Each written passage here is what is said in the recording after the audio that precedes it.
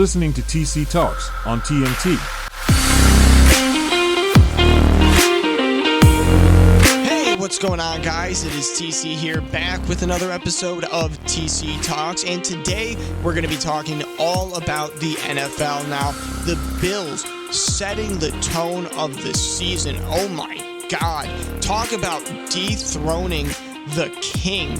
A 21-point blowout against the Rams, 31-10. That was a remarkable game. The only negative criticism that is allowed is the fact that Josh Allen got beat up a little bit too much, but other than that, it was just Josh Allen imposing his will on that defense. He looked unstoppable. The only thing that could stop him was his own offense, with the amount of turnovers that they caused.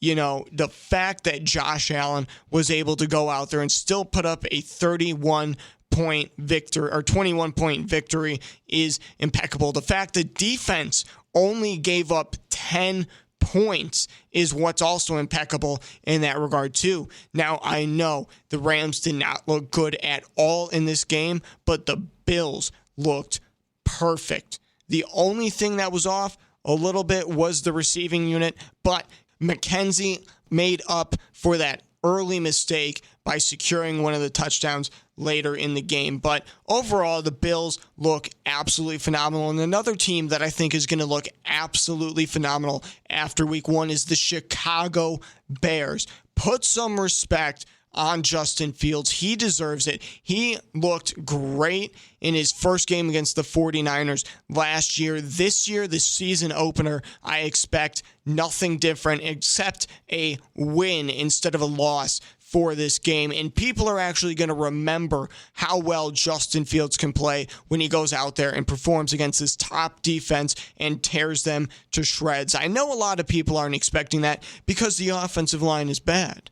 But that's not the situation. The Chicago Bears offense last year had a terrible offensive line, but still was able to do something with that unit.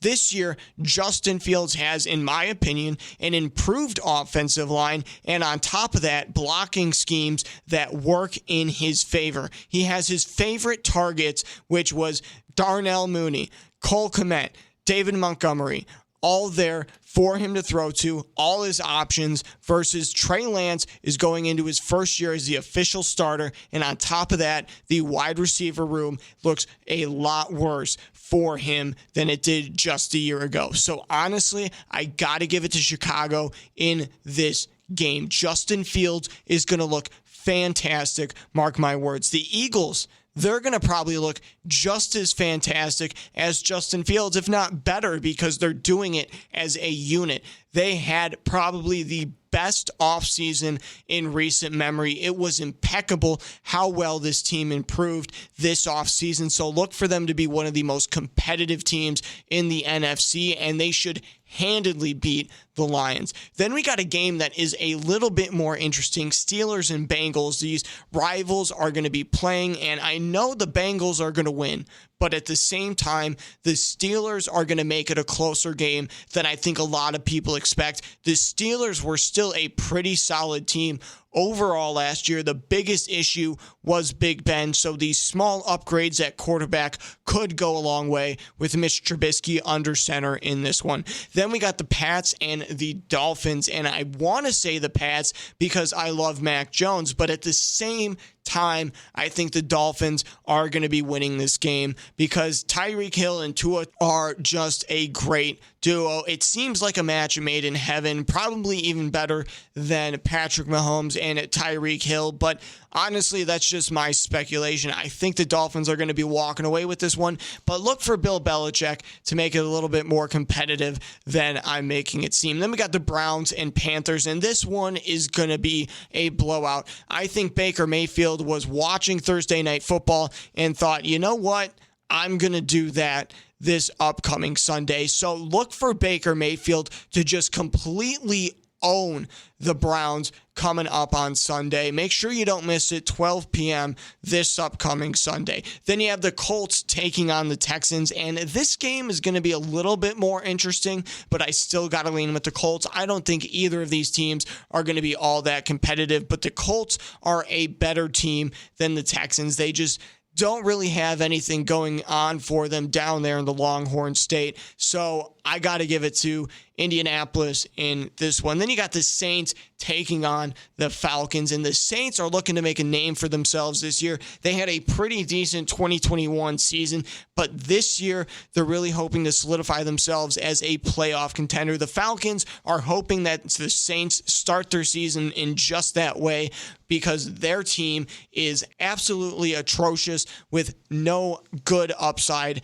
in sight. Then you got the Ravens taking on the Jets, and the only thing that's really worth note of this game is absolute MILF hunter Zach Wilson is out, and Joe Flacco has been put in to go up against his former team, the Baltimore Ravens. Now, personally, I don't think this is going to be a good game at all, but perhaps Joe Cool can surprise us here with a good game. Then you got the Jaguars going up against the Commanders, and honestly, this is going to be a toss-up.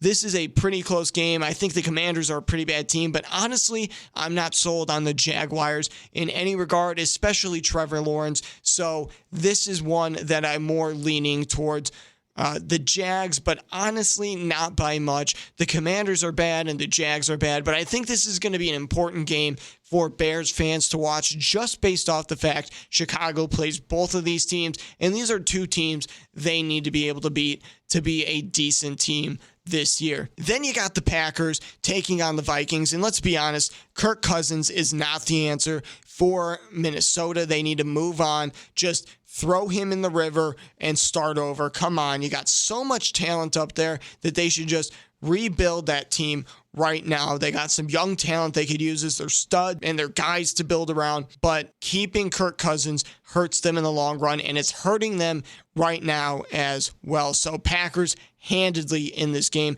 Tennessee versus the Giants. I mean, same situation. Giants are not in a competitive state in any sense. Daniel Jones is a terrible decision at quarterback. And I know you're saying, well, Ryan Tannehill is a great selection for Tennessee. Well, you know, it worked for him last year, at least in the regular season. So I project it could work in the regular season as well. So I think it's a better decision than Daniel Jones by much. Perhaps not, but definitely better.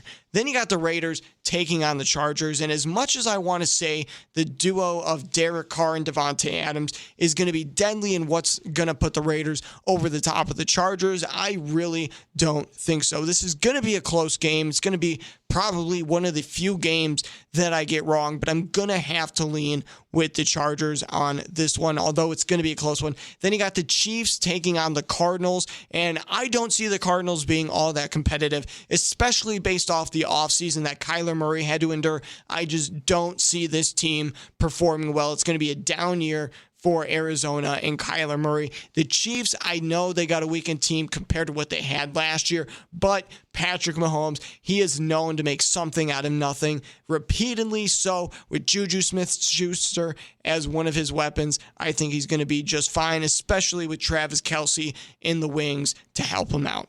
Then you got the Buccaneers taking on the Cowboys, and the Cowboys should walk away with this one on paper. The Buccaneers are weak, and I know the Cowboys are as well, but the Buccaneers relying on an old Tom Brady to get the job done. Meanwhile, Dak Prescott, in the prime of his life, should be able to take this team to the next level. This is something we've been saying about Dak Prescott for multiple years now, but could this be the moment that he actually shows up and arises to the occasion? This is everything Dallas is hoping for, but are they going to be able to amount to it? Then you got the Broncos taking on Seattle. It's going to be Russell Wilson taking on his former team for the first time in the first game that he has a chance to do so. And let's just say, similar to Baker Mayfield, he's going to be looking for some vengeance. He's going to tear it up a little bit with his legs. He's going to throw some bombs. It's going to be ridiculous. It's going to be a complete blowout